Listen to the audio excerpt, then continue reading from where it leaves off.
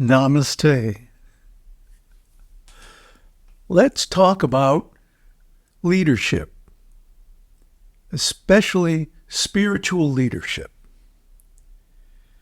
Now, even though from the spiritual platform everyone is equal, I mean, every living entity is exactly the same in the sense that it is a reflection of Brahman. Its consciousness is simply the reflection of Brahman's awareness in the material senses and mind. So, although each one is equal spiritually, they're not at all equal materially, and especially karmically. Some are embedded deeply in the chain of cause and effect and will take them long time to get out.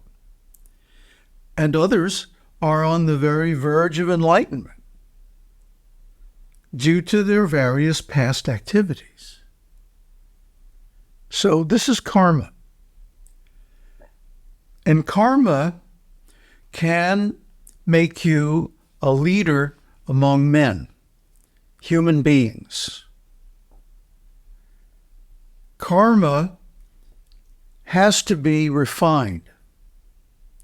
Maybe the basic raw material is there, but it has to be trained. Because there are several pitfalls, deep pitfalls and illusions in the whole concept of leadership, and especially the way it's implemented today. That if one simply, goes for it without looking into it in advance, well, you're probably in for a bad time. So, leadership, see, the very term implies a leader and a follower, a polarity, a difference, a hierarchy.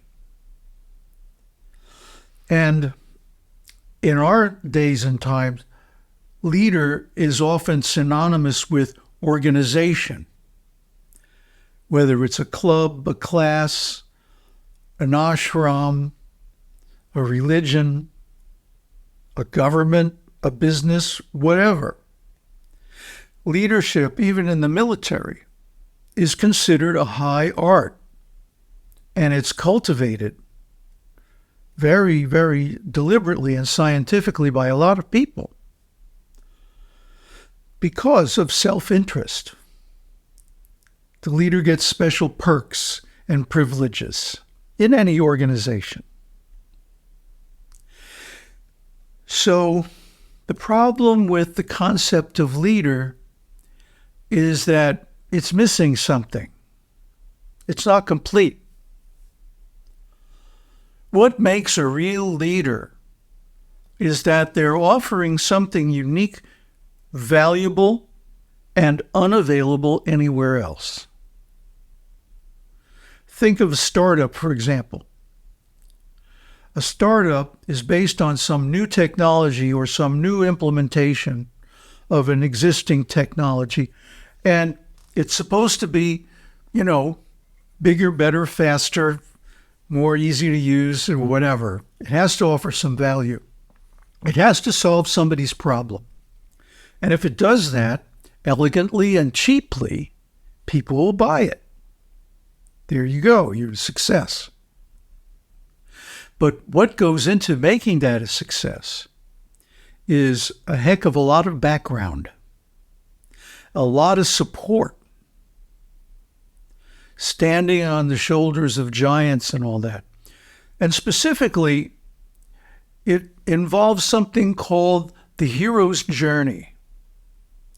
Joseph Campbell wrote this book back in the 1940s, encapsulating the essential trip that a hero has to go on. And what we're talking about when we talk about leadership is something like, the third act of this hero's journey. So what about the first and second acts? What do they look like? See, what makes an authentic leader is that they have gone through the preparations.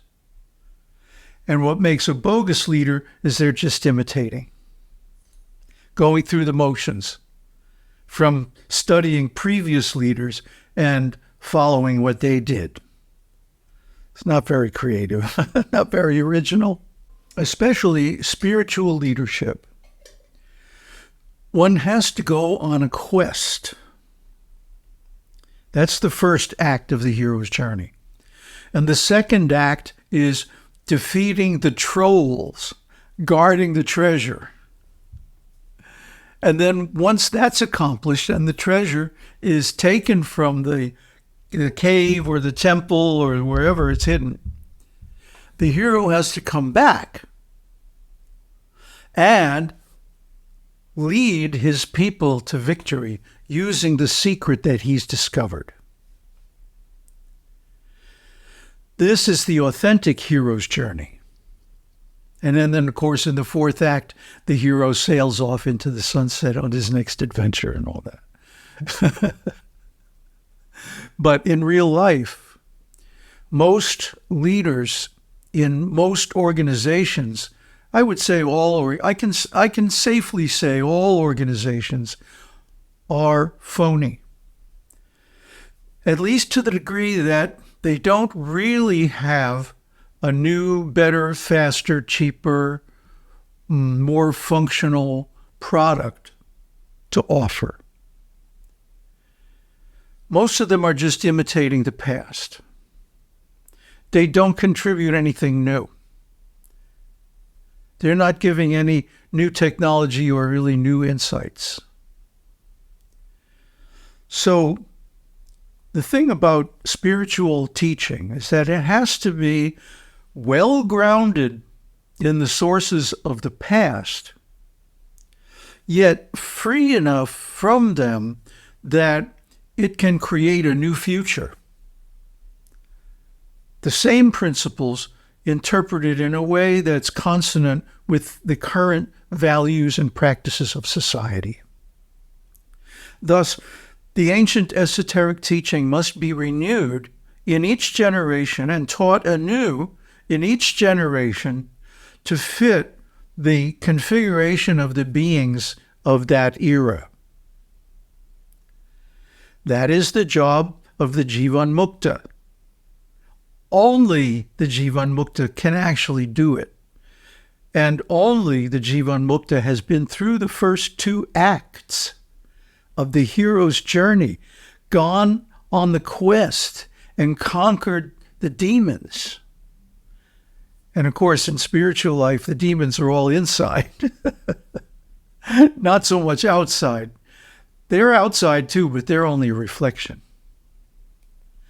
The final battle has to take place on the field of one's own mind. And then the Jivan Mukta comes back to his people and spreads his wisdom, fires everybody up, and they go off into a happier, better future. And that's the story. That's the hero's journey. That's the archetype. That's the archetype for the authentic leader. For the phony leader, they just go off to business school, find out how to run a successful scam, and then they make up some fancy word for some new technology that somebody just discovered, and they hire the professor or his grad students right out from university and work them to the bone and create this new product and give it a slapdash new name, and they're off. But what they're doing is actually promoting a fabrication, something built rather than something discovered, a construction rather than an insight. Insights can only be earned, and they're always surprising. They can't be constructed out of existing libraries of intellectual properties or whatever. They have to be new. That's how they present themselves, as completely new. And yet, grounded in the past, in some conceptual and literary tradition, so that they have a language by which they can express the fine points of their discovery. So basically, that is what we're doing. And we're not forming an organization, because an organization inevitably leads to all the downfalls and shortcomings of phony leadership. Because what is the first thing you do when you create a corporation? You file a fictitious name statement. Hey, I'm going to be doing business under an assumed name. As long as you inform the government, it's cool. Then they know where to serve the legal papers. If they should decide that your particular function should not exist. But what we are saying is that there is an undiscovered land within you, and that explorers have been there and have mapped it out. And they have created these maps to help you explore your inner landscape. And that by studying the old maps, you can get the lay of the land. Maybe not all the details, because those books were written in an agricultural society, an agrarian culture, thousands of years ago. And now we live in this crazy technological culture, all powered by big oil, So, of course, it's going to be different. Of course, the application is going to be modified for the circumstances. But the essential part of it has to be grounded in what is. And that's given by the scriptures. That's why we have to know both. We have to be able to understand and practice the scriptures.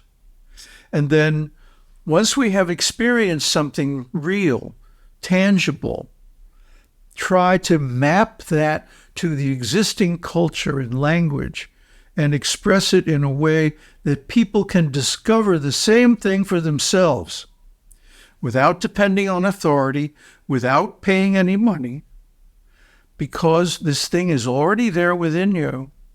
You just have to discover it. First, you have to be told that it exists.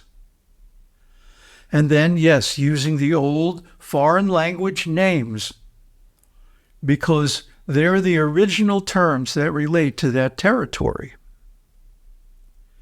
And then after that, after you realize it, you can make up any names you want. But you still have to refer back to the original ones so that other people know what you mean. Otherwise, you can get lost in a bloviated screed of ambiguity, if you know what I mean.